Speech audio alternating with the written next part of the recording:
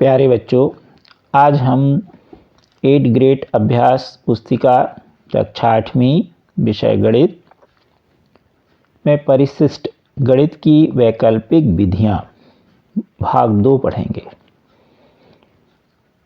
अभी तक आपने हमारा चैनल शेयर सब्सक्राइब नहीं किया तो कर लीजिए और इसका पहला भाग आप YouTube पर देख लीजिएगा हमारे चैनल की प्लेलिस्ट में जा कर के।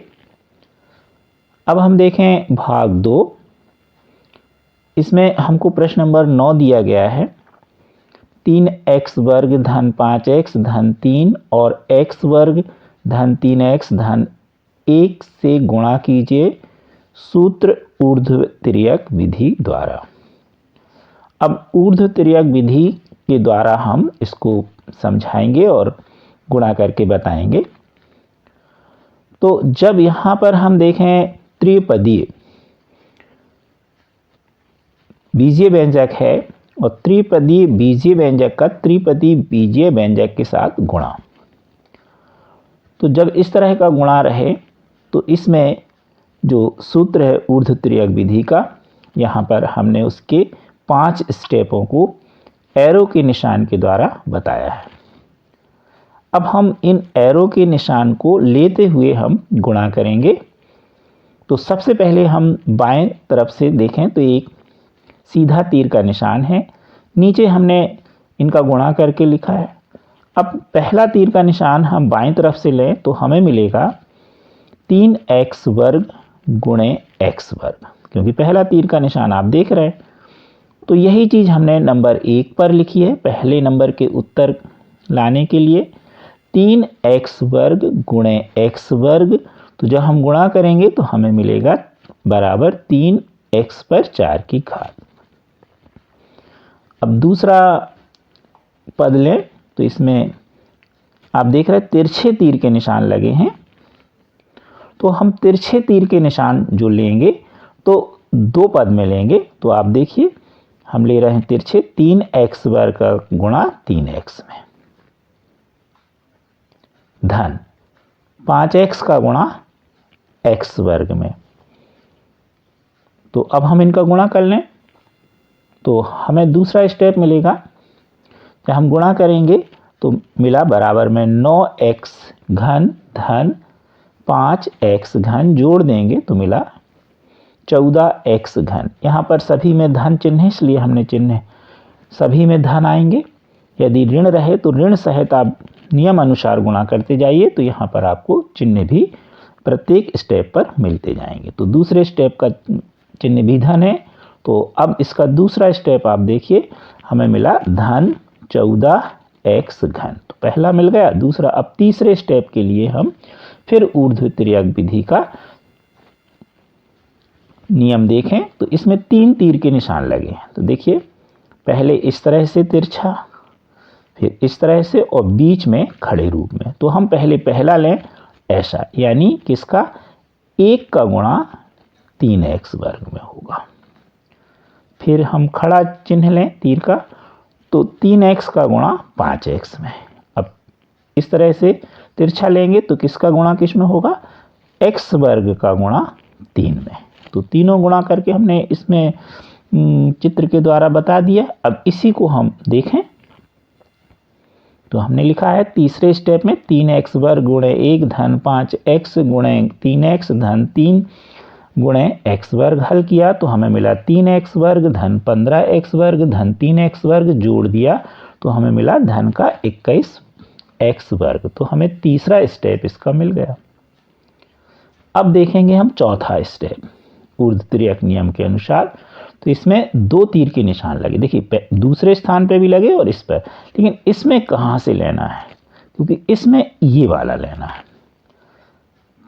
1 का गुणा 5x में और 3x का गुणा 3 में। तो हमें चौथा स्टेप मिल जाएगा।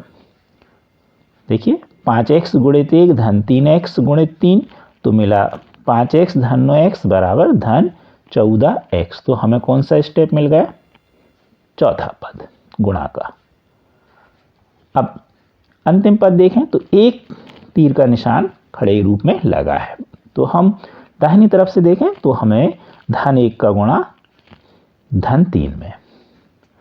तो हमें मिलेगा अंतिम स्टेप यानी 5वां, 3 गुणित 1 बराबर 3, धन 3 मिला,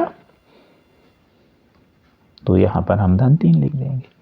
तो आप देख रहे हैं ये 5 जो स्टेप हैं, 1 2 पद 2 3 4 5, तो हमें कैसे ये गुणा करने पर मिले। तो इस प्रकार जो हमारा त्रिपदीय जो बीजीय व्यंजक था 3x वर्ग धन 5x धन 3, और इसका किस में गुणा, त्रिपदी में x वर्ग धन 3x धन 1, तो हमने इस तरह से गुणा किया तो हमें ये गुणनफल मिला। तो आशा है आपको समझ में आ गया होगा। 2 पद का अलग नियम होता है, इसी तरह 4 पद का। तो आपने 3 पद वाला देखा, अब आप इसी तरह 2 पद और एक सवाल त्रिपद का भी आप ले लेना। अब देखें हम 10वां सवाल 996 का घन किस विधि से, निखलम सूत्र से हल कीजिए। अब ये निखलम सूत्र क्या है, पहले हम आपको इसको नियम या विधि बता दें। तो जो संख्या दी है जैसे 996, तो हम जो भी संख्या दी होगी इसको हमें 10, 100, 1000, 10,000 के निकट देखना है कि किसके निकट है। तो 996 किसके निकट है, 1000 के, इसलिए इसका आधार हम बोलेंगे 1000। अब 996 में से जो आधार, क्योंकि हमारे पास आधार कितना है 1000, तो 996 में से 1000 घटाएंगे तो ऋण 4 मिलेगा, तो यह आधार का विचलन होगा।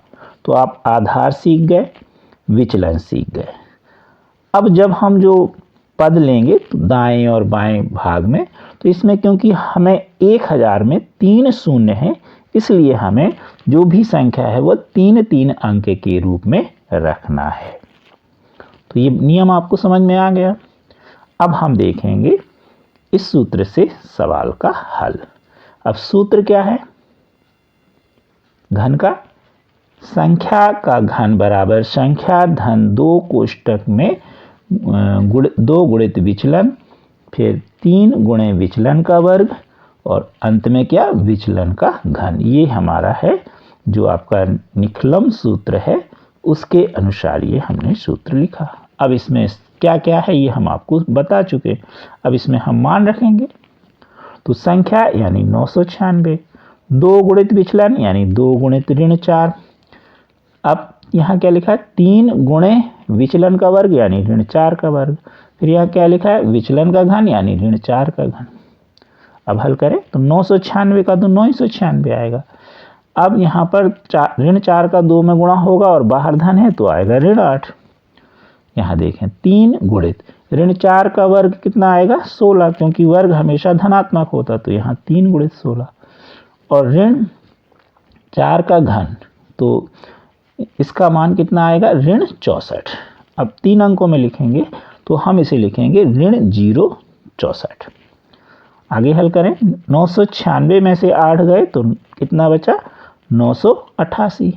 अब 16 में 3 का गुणा करिए तो 48, और 3 अंक में लिखना है तो 048, और ऋण 064 को हम 064 पर ऊपर ये जो है बार के निशान लगा देंगे। 2 संख्याएं ऋणात्मक थी तो दोनों पर हमने लगा दिया।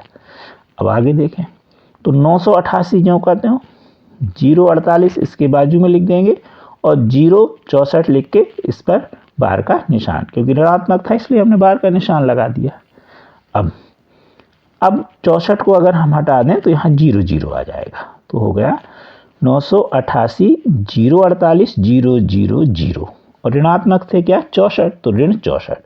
अब इसमें से आप घटा दीजिए तो मिला 988 047 936, तो ये किसका हो गया घन, 996 का घन। किस विधि से हो गया, निखलम सूत्र विधि से।